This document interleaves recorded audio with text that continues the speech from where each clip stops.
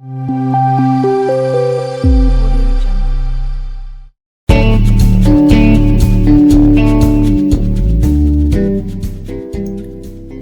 Friends, मैं हूं आपका देसी डॉक्टर। आप सभी जानते हैं कि कभी ना कभी जिंदगी और मौत में सिर्फ कुछ ही सेकंड्स का फर्क होता है, और आज हम ऐसे ही सिचुएशन के बारे में बात करेंगे जिसका नाम है चोकिंग या फिर गले में कुछ अटक जाना। दोस्तों, हम सब ने किसी न किसी मूवी में देखा है कि एक अच्छे से रेस्टोरेंट में एक आदमी खाना खा रहा है और एकदम से उसके गले में कुछ अटक जाता है और वो आदमी सांस नहीं ले पा रहा है। तभी पीछे से एक और आदमी आके उसे पेट के बल पकड़ता है और जोर जोर से पेट पे झटके देने लगता है, जिससे फंसा हुआ खाना उड़ता हुआ बाहर आता है और आदमी बच जाता है।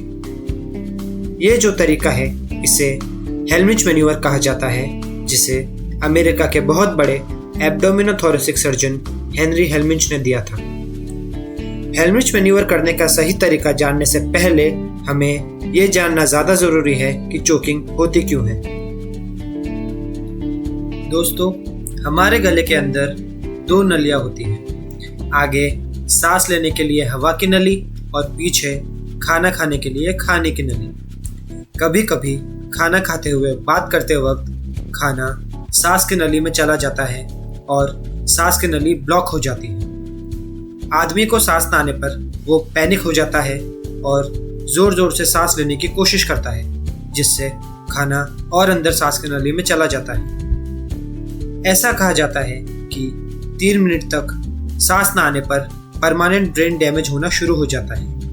इसलिए यह ज़रूरी है कि जल्दी से जल्दी कुछ ना कुछ किया जाए। दोस्तों, लेट्स से आप और आपका फ्रेंड किसी अच्छे रेस्टोरेंट में बैठ के खाना खा रहे हैं और तभी आपका फ्रेंड अपने गले को अपने दोनों हाथों से कुछ इस तरह पकड़ लेता है। ये बताता है कि वो चोक कर रहा है, और इस सिचुएशन में सबसे पहले तो आपको पैनिक नहीं होना है और आसपास के लोगों को किसी न किसी को एम्बुलेंस को फ़ोन करने को कहना है। फिर आपको ये स्टेप्स फॉलो करने हैं। सबसे पहले, अगर मुंह में खाना बचा हुआ है तो आपको उस आदमी को थूकने के लिए बोलना है। सेकंड स्टेप, आपको आपके फ्रेंड को जोर से खांसने के लिए कहना है। कभी कभी सिर्फ खांसने से ही खाना बाहर आ जाता है। अगर फिर भी सिचुएशन बेटर नहीं होती है तो तीसरा स्टेप, उस आदमी को झुकने के लिए कहना है और आपको उस आदमी के पीठ के ऊपरी हिस्से पर थपथपाना है। दोस्तों, ये बात का ध्यान रखना है कि आपको उसकी पीठ प्यार से सहलानी नहीं है, बल्कि जोर जोर से थपथपानी है। जितना ज़्यादा जोर से आप थपथपाएंगे उतना ही बचा हुआ खाना बाहर आने का चांस ज़्यादा होगा। अगर फिर भी कुछ ना हो तो आपको हेलमिंच मैन्यूवर ट्राई करना है। इसमें आपको अपने लेफ्ट हैंड को मुट्ठी बना के उसके पेट के ऊपरी हिस्से पर रखना है। आपको अपना हाथ नाभि और चेस्ट बोन के बीच में रखना है और फिर दूसरे हाथ से उसे कवर करना है। फिर आपको पीछे और ऊपर की तरफ पुश करना है।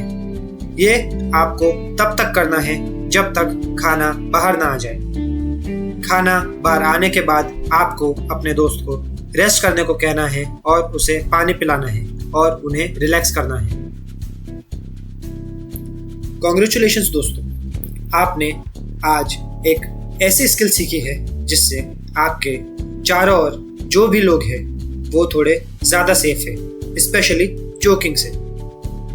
कुछ खास केसेस जैसे कि बच्चों में चोकिंग के बाद बेहोश हो जाना और थोड़े मोटे लोगों में चोकिंग, ये सारे केसेस थोड़े डिफिकल्ट है। या फिर आप खुद चोक कर रहे हो और आसपास कोई ना हो, तब क्या करें? इन्हीं सब सिचुएशंस के लिए मैं जल्द ही बनाऊंगा अलग से एक और वीडियो। सो लाइक और सब्सक्राइब करना ना भूलें, ताकि ऐसी और इमरजेंसीज के बारे में आप और जानकारी प्राप्त कर सके और अपने परिवार और दोस्तों का ध्यान सही से रख पाए। Thank you for watching.